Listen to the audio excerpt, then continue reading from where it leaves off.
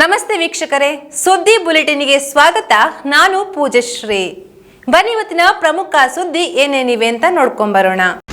ಅಧಿಕಾರಿಗಳು ಸರ್ಕಾರಕ್ಕೆ ಸರಿಯಾದ ಮಾಹಿತಿ ನೀಡದ ಹಿನ್ನೆಲೆಯಲ್ಲಿ ಸುಳ್ಯ ತಾಲೂಕಿನ ಕೃಷಿಕರಿಗೆ ಈ ಬಾರಿ ಬಂದಿರುವ ಕೃಷಿ ವಿಮೆ ಜಮೆಯಲ್ಲಿ ಗೊಂದಲವಾಗಿದೆ. ಅಧಿಕಾರಿಗಳ ನಿರ್ಲಕ್ಷ್ಯದಿಂದ ಕೃಷಿಕರು ಸಂಕಷ್ಟ ಪಡುವ ಪರಿಸ್ಥಿತಿ ನಿರ್ಮಾಣವಾಗಿದೆ. ಆದ್ದರಿಂದ ಈ ಎಲ್ಲಾ ಸಮಸ್ಯೆಯನ್ನ ಪರಿಹರಿಸಿ ಕಡಿಮೆ ವಿಮೆ ಜಮೆಯಾಗಿರುವ ಕೃಷಿಕರಿಗೆ ನ್ಯಾಯಯುತವಾದ ಪರಿಹಾರ ಒದಗಿಸಬೇಕೆಂದು ಸುಳ್ಯ ತಾಲೂಕಿನ ಕೃಷಿಕ ಮುಖಂಡರು ಆಗ್ರಹಿಸಿದರು. ವಿಮೆ ಪರಿಹಾರ ಮೊತ್ತ ಜಮೆಯಲ್ಲಿ ಕೃಷಿಕರಿಗೆ ಕಡಿಮೆ ಮೊತ್ತ ಪಾವತಿಯಾಗಿದೆ ಎಂಬ ವಿಚಾರದ ಕುರಿತು ಶಾಸಕಿ ಕುಮಾರಿ ಭಾಗೀರಥಿ ಮುರಳಿ ಅವರ ಉಪಸ್ಥಿತಿಯಲ್ಲಿ ಜನವರಿ 5ರಂದು ತಾಲೂಕು ಪಂಚಾಯತ್ ಸಭಾಂಗಣದಲ್ಲಿ ನಡೆದ ಅಧಿಕಾರಿಗಳ ಪ್ರಮುಖರ ಸಭೆಯಲ್ಲಿ ಕೃಷಿಕ ಮುಖಂಡರುಗಳು ತಮ್ಮ ಅಸಮಾಧಾನವನ್ನ ವ್ಯಕ್ತಪಡಿಸಿದ್ರು. 2024ರಲ್ಲಿ ಸುಳ್ಯ ತಾಲೂಕಿನಲ್ಲಿ ದಾಖಲಾದ ಮಳೆಯ ಬಗ್ಗೆ ಯಾವ ಅಧಿಕಾರಿಯಲ್ಲಿಯೂ ಕೂಡ ಸ್ಪಷ್ಟವಾದ ಮಾಹಿತಿ ಇಲ್ಲ. ಇದಕ್ಕೆ ಸಂಬಂಧಪಟ್ಟ ಅಧಿಕಾರಿಗಳು ಕೃಷಿಕರ ಕಷ್ಟ ನಷ್ಟಗಳ ಬಗ್ಗೆ ಆಲೋಚನೆ ಮಾಡುವ ಗುಂಗಿಯೂ ಹೋಗಿಲ್ಲ.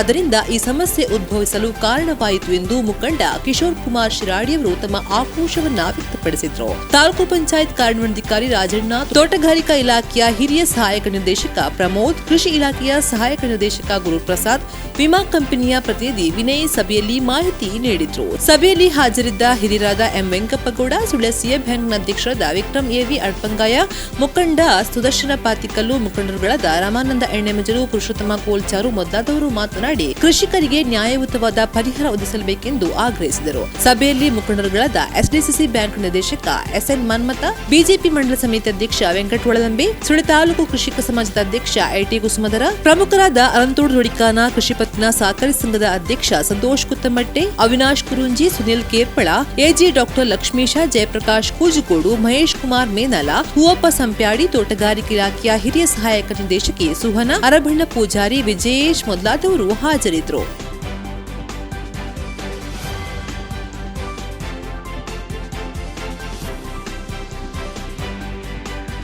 ಮಹಾತ್ಮ ಗಾಂಧಿ ರಾಷ್ಟ್ರೀಯ ಗ್ರಾಮೀಣ ಉದ್ಯೋಗ ಖಾತರಿ ಯೋಜನೆಯು ಗ್ರಾಮ ಸ್ವರಾಜ್ಯದ ಮತ್ತು ಸರ್ವರ ಉದಯ ಬಯಸುವ ಉದ್ಯಮ ಯೋಜನೆಯಾಗಿದ್ದು, ಆದರೆ ಕೇಂದ್ರ ಸರ್ಕಾರವು ಆ ಹೆಸರನ್ನ ವಿಬಿಜಿರಾಮ್ಜಿ ಎಂಬ ಹೆಸರಿಗೆ ಬದಲಾಯಿಸುವ ಮೂಲಕ ಯೋಜನೆಯಲ್ಲಿದ್ದ ನಿಯಮಗಳನ್ನು ಕೂಡ ಬದಲಾಯಿಸಿರುವುದು ಖಂಡನೀಯ ವಿಷಯವಾಗಿದೆ ಎಂದು ಕರ್ನಾಟಕ ಕಟ್ಟಡ ಮತ್ತು ಇತರ ಕಾರ್ಮಿಕ ಕಲ್ಯಾಣ ಮಂಡಳಿಯ ರಾಜ್ಯಸಭೆ ಸದಸ್ಯ ಕೆಪಿ ಜಾನಿಯವರು ತಿಳಿಸಿದ್ದಾರೆ. ಸುಳ್ಯದಲ್ಲಿ ಪತ್ರಿಕಾಗೋಷ್ಠಿ ನಡೆಸಿ ಮಾತನಾಡಿದ ಅವರು, ಕೇಂದ್ರ ಸರ್ಕಾರವು ಯೋಜನೆಯ ಹೆಸರನ್ನ ಮಾತ್ರ ಬದಲಾಯಿಸಿದೆ ಎಂದು ನಾವು ತಿಳಿದಿದ್ದೆವು, ಆದರೆ ಹೆಸರಿನೊಂದಿಗೆ ನಿಯಮಗಳನ್ನು ಕೂಡ ಬದಲಾವಣೆಯಾಗಿದೆ ಎಂಬುದು ಇದೀಗ ತಿಳಿದು ಬಂದಿದೆ. ನರೇಗಾ ಯೋಜನೆಯು ಗ್ರಾಮೀಣ ಭಾಗದ ಜನತೆಗೆ ಒಂದು ವರವಾಗಿತ್ತು. ವಿಶೇಷವಾಗಿ ಮಹಿಳೆಯರ ಉದ್ಧಾರ ಮಾಡುವ ಮೂಲಕ ರಾಷ್ಟ್ರದ ಶಾಶ್ವತ ಅಭಿವೃದ್ಧಿಗೆ ಅಡಿಪಾಯ ಹಾಕಲು ಕಂಡುಹಿಡಿದ ಮಹತ್ ಯೋಜನೆಯಾಗಿತ್ತು. ಈ ಯೋಜನೆಯಿಂದ ಗ್ರಾಮಗಳಲ್ಲಿ ರಸ್ತೆಗಳು, ಇನ್ನಿತರ ಮೂಲಭೂತ ಸೌಲಭ್ಯಗಳು ಅಭಿವೃದ್ಧಿಗೊಳ್ತಾ ಇತ್ತು.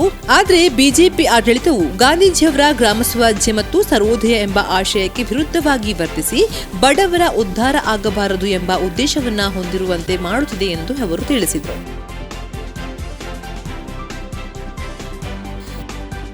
ರಾಜ್ಯ ಮಾನವ ಹಕ್ಕುಗಳ ಆಯೋಗದ ಅಧ್ಯಕ್ಷರಾಗಿರುವ ಡಾಕ್ಟರ್ ಟಿ ಶ್ಯಾಮ್ ಭಟ್ ರವರು ಮೈಸೂರು ವಿಶ್ವವಿದ್ಯಾಲಯದಿಂದ ಕೊಡಮಾಡುವ ಗೌರವ ಡಾಕ್ಟರೇಟ್ ಪದವಿಗೆ ಭಾಜನರಾಗಿದ್ದು, ಜನವರಿ 5ರಂದು ಮೈಸೂರಿನ ವಿಶ್ವವಿದ್ಯಾಲಯದ 106ನೇ ಘಟಿಕೋತ್ಸವದಲ್ಲಿ ಟಿ ಶ್ಯಾಮ್ ಭಟ್ ರವರಿಗೆ ಪದವಿ ಪ್ರದಾನ ಮಾಡಲಾಯಿತು.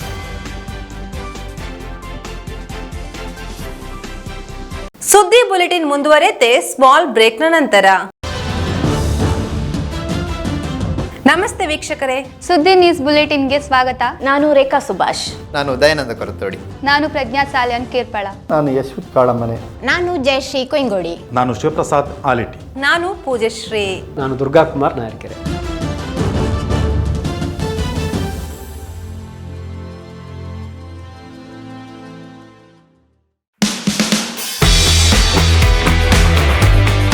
ನಾನು ಪುತ್ತೂರಿನ ಕೇಪುರಲ್ಲಿರುವ ಐಕಾನಿಕ್ ಟೈಲ್ ಗ್ಯಾಲರಿ ಬಂದಿದ್ದೀನಿ. ಸೊ ಆ ಗ್ಯಾಲರಿ ಒಳಗಡೆ ಏನಿದೆ ನೋಡ್ಕೊಂಡು. ಹೊಸದಾಗಿ ಮಾರ್ಕೆಟಲ್ಲಿ ಬಂದಿರುವ 15 mm ಥಿಕ್ನೆಸ್ ಇರುವ ಹೈ ಕ್ವಾಲಿಟಿ ಡ್ಯೂರೇಬಿಲಿಟಿ ಇರುವ ಕಜಾರಿಯ 6x4 ಸೈಜ್ ಟೈಲ್ಸ್. ಇದೆಲ್ಲಾನು premium quality 4x2 wooden series matte finish tiles. High quality premium materials ನಮ್ಮ ಶೋರೂಮಲ್ಲಿ ಅವೈಲೇಬಲ್ ಇದೆ. 4x2 glossy finish, variety designs ಇದೆ, ವೆರೈಟಿ ಕಲರ್ಸ್ ಇದೆ. ಸ್ಮಾಲ್ ಪೀಸಸ್ ಎಲ್ಲ ಬಾತ್ರೂಮ್ ಸೈಜಸ್ ಆಗಿದೆ. ಮೇನ್ ಫ್ಲೋರ್ಗಳಿಗೆ ಇವಾಗ ಜಾಸ್ತಿಯಾಗಿ ಸಪ್ಲೈ ಆಗ್ತಾ ಇರೋದು 6x4 ಡಿಜಿಟಲ್ ಟೈಲ್ಸ್. ನಾವಿವಾಗ ಒಂದು ಟೈಲ್ ತಗೊಂಡ್ರೆ ಸಾಲದು, ಆ ಟೈಲ್ನ ನಮ್ಮ ಮನೆ ಬಾತ್ರೂಮ್ಸಲ್ಲಿ ಯಾವ ಥರ ಸೆಟ್ ಮಾಡಬೇಕು, ಯಾವ ಥರ ಡಿಸೈನ್ ಮಾಡಬೇಕು ಅಂತ ಹೇಳಿ ನಾವಿಲ್ಲಿ ಒಂದು ಚಿಕ್ಕ ಡೆಮೋ ತೋರಿಸಿದ್ದೇವೆ. ಸೊ ಈ ಥರ ನಮ್ಮ ಮನೇನ ನಾವು ಅರಮನೆಯಾಗಿ ಡಿಸೈನ್ ಮಾಡ್ಬೋದು. ಇದೆಲ್ಲ ಕಿಚನ್ ಟಾಪಿಗೆ particular kitchen tops and staircase ಈ ಥರ ಏರಿಯಾಗಳಿಗೆ ಗ್ರಾನೈಟಿಗೆ ಸಬ್ಸ್ಟಿಟ್ಯೂಟ್ ಆಗಿ ಬಂದಿರುವ ಮೆಟೀರಿಯಲ್ಸ್. ಇದೆಲ್ಲ ನಾರ್ಮಲ್ ಕಮೋಡ್ಸಿಗಿಂತನೂ ಸ್ವಲ್ಪ ವೆರೈಟಿಯಾಗಿ ಮಾರ್ಕೆಟಲ್ಲಿ ಬಂದಿರುವ ಹೊಸ ಪ್ರಾಡಕ್ಟ್ಸ್. ನಾವು ಟೈಲ್ಸ್ ಆ್ಯಂಡ್ ಸ್ಯಾನಿಟ್ರಿ ಜೊತೆಗೆ ಮಾಡ್ಯುಲರ್ ಕಿಚನ್ ಇಂಟೀರಿಯರ್ ಕೂಡ ಇಲ್ಲಿ ಡೀಲ್ ಮಾಡ್ತಾ ಇದ್ದೇವೆ. ನಾವಿವಾಗ ಸ್ಪರ್ಧಾತ್ಮಕ ದರದಲ್ಲಿ ಪ್ರೀಮಿಯಂ ಕ್ವಾಲಿಟಿ ಟೈಲ್ಸ್ ಸಪ್ಲೈ ಮಾಡುವ ಜೊತೆಗೇ ಕನ್ಸ್ಟ್ರಕ್ಷನ್ಗೆ ಬೇಕಾಗುವ ಎಲ್ಲ ಡಿಸೈನ್ಸ್, ಅದೇ ಥರ interior materials. So around 200 kilometres ತನಕನೂ ನಾವು ಫ್ರೀ ಡೆಲಿವರಿ ಕೊಡ್ತಾ ಇದ್ದೇವೆ. ಲೇಬರ್ಸ್ ಕನ್ಸ್ಟ್ರಕ್ಷನ್ ವರ್ಕ್ಗೆ ರಿಲೇಟೆಡ್ ಆಗಿರುವ ಯಾವುದೇ ಹೆಲ್ಪ್ ಬೇಕಂದ್ರೂ ನಾವು ನಮ್ಮ ಕಡೆಯಿಂದ ಮಾಡಿಕೊಡ್ತೇವೆ. Iconic tile gallery, Uppinangady road, Kepulu, Puttur, Dakshina Kannada. ಬ್ರೇಕ್ನ ನಂತರ ಸುದ್ದಿ ಬುಲೆಟಿನ್ಗೆ ಮತ್ತೆ ಸ್ವಾಗತ.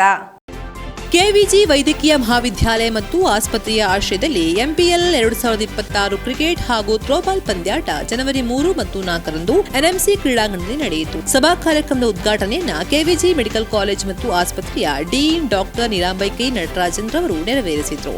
ಈ ಸಂದರ್ಭ ಸಂಸ್ಥೆಯ ಸಹೋದ್ಯೋಗಿ ವಸಂತ್ ಸುವರ್ಣ ಸಭೆ ನೆನಪಿಗಾಗಿ ಎಚ್ಟಿ ಪವರ್ ಹೌಸ್ ವಿಭಾಗದಿಂದ ವಿಚಿತ್ರ ತಂಡಗಳಿಗೆ 130 ಕೆಜಿ ಅಕ್ಕಿ ವಿತರಣೆ ಮಾಡಲಾಯಿತು. ಜೆಸಿ ಬೆಳ್ಳಾರಿಯ 2026ನೇ ಸಾಲಿನ ಪದಪ್ರದಾನ ಸಮಾರಂಭವು ಜನವರಿ 5ರಂದು ಬೆಳ್ಳಾರಿ ಪ್ರಾಥಮಿಕ ಕೃಷಿ ಪತ್ತಿನ ಸಹಕಾರಿ ಸಂಘದ ಸಭಾಭವನದಲ್ಲಿ ನಡೆಯಿತು. 39ನೇ ಜೆಸಿ ಅಧ್ಯಕ್ಷರಾಗಿ ಹಾಗೂ ಘಟಕದ 4ನೇ ಮಹಿಳಾ ಅಧ್ಯಕ್ಷರಾಗಿ ಜೆಸಿ ಪೂರ್ಣಿಮಾ ಪೆರ್ಲಂಪಾಡಿ ಅವರು ಅಧಿಕಾರ ಸ್ವೀಕರಿಸಿದರು. ಕಾರ್ಯದರ್ಶಿಯಾಗಿ ಜೆಸಿ ಎಚ್ಜಿಎಫ್ ವೇದಿತ್ರಯಂ, ಕೋಶಾಧಿಕಾರಿಯಾಗಿ ಜೆಸಿ ಯಾಹಿಯಾ ಬೆಳ್ಳಾರೆ, ಉಪಾಧ್ಯಕ್ಷರುಗಳಾಗಿ JC Purushottama Mattathadka, JC Shivakumar Rai Manikara, JC Ramesh Mattathadka, JC Ganesh Kulal, JC Pramod Kumar Rai, ನಿರ್ದೇಶಕರಾಗಿ JC Lokesh Thadakaje, JC Supreeth Rai, JC Sheshappa Mattathadka ಹಾಗೂ JC Bhavya Bellare, JC Janardhana K, ಜತೆ ಕಾರ್ಯದರ್ಶಿಯಾಗಿ ಜೆಸಿ ಹ್ಯಾರಿಸ್ ಇಬ್ರಾಹಿಂ ಪ್ರಮಾಣ ವಚನ ಸ್ವೀಕರಿಸಿದರು.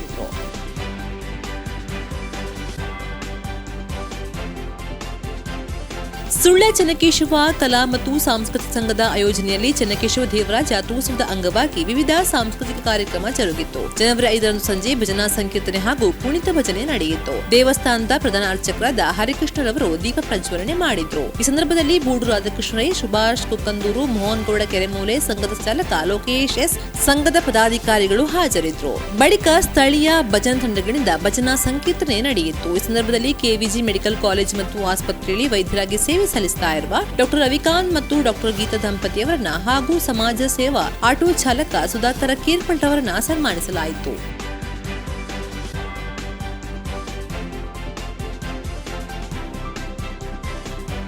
ಸುಳ್ಯದ ಗಾಂಧಿನಗರದಲ್ಲಿ ವಿಧಾನಸಭಾ ಶಾಸಕರಾದ ಮಂಜುನಾಥ್ ಭಂಡಾರಿ ಅವರ 2025-26ನೇ ಸಾಲಿನ ಸ್ಥಳೀಯ ಪ್ರದೇಶಾಭಿವೃದ್ಧಿ ಯೋಜನೆ ಮತ್ತು ನಗರ ಪಂಚಾಯತ್ ವಿಶೇಷ ಅನುದಾನದಲ್ಲಿ ನೂತನವಾಗಿ ನಿರ್ಮಿಸಲಾದ ಮಹಾತ್ಮ ಗಾಂಧಿ ಆಟೋ ನಿಲ್ದಾಣದ ಉದ್ಘಾಟನಾ ಸಮಾರಂಭ ಜನವರಿ 6ರಂದು ನಡೆಯಿತು. ನಗರ ಸದಸ್ಯ ಶರೀಫ್ ಕಂಠೀರವರ ಮುತುವರ್ಜಿಯಿಂದ ನಿರ್ಮಿಸಲಾದ ಸುಸಜ್ಜಿತ ಆಟೋ ನಿಲ್ದಾಣವನ್ನ ಕನಿಷ್ಠ ವೇತನ ಸಲಹಾ ಮಂಡಳಿಯ ಅಧ್ಯಕ್ಷ ಟಿಎಂ ಶಹೀದ್ ತೆಕ್ಕಿಲು ಉದ್ಘಾಟಿಸಿದ್ರು. ಸಮಾರಂಭದ ಅಧ್ಯಕ್ಷತೆಯನ್ನ ಗ್ಯಾರಂಟಿ ಅನುಷ್ಠಾನ ಸಮಿತಿ ಜಿಲ್ಲಾಧ್ಯಕ್ಷರಾದ ಭರತ್ ಮುಂಡೋಡಿ ವಹಿಸಿದರು.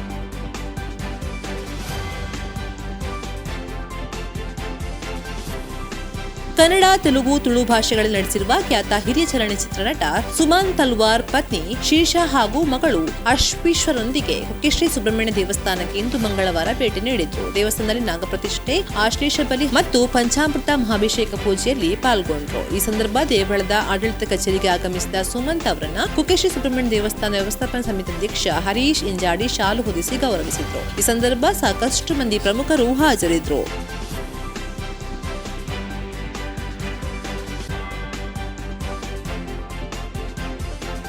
ದೇವಚಳ್ಳು ಗ್ರಾಮದ ಎಲಿಮಲೆ ಕಲ್ಲುಪಣೆ ಗಣಪತಿ ಪ್ರಭುರವರ ಪತ್ನಿ ಶಾರದರವರು ದೀರ್ಘಕಾಲದ ಸೋಂಕಿನಿಂದ ನಿಧನರಾದರು. ಇವರಿಗೆ 67 ವರ್ಷ ವಯಸ್ಸಾಗಿತ್ತು.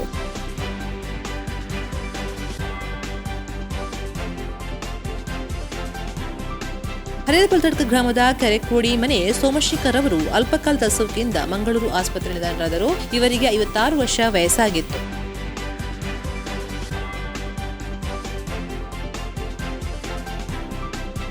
ಇದು ಈ ಹೊತ್ತಿನ ಸುದ್ದಿ ಬುಲೆಟಿನ್. ನಿರಂತರ ಸುದ್ದಿಗಳಿಗಾಗಿ ನೋಡ್ತಾ ಇರಿ ಸುದ್ದಿ ವೆಬ್ಸೈಟ್.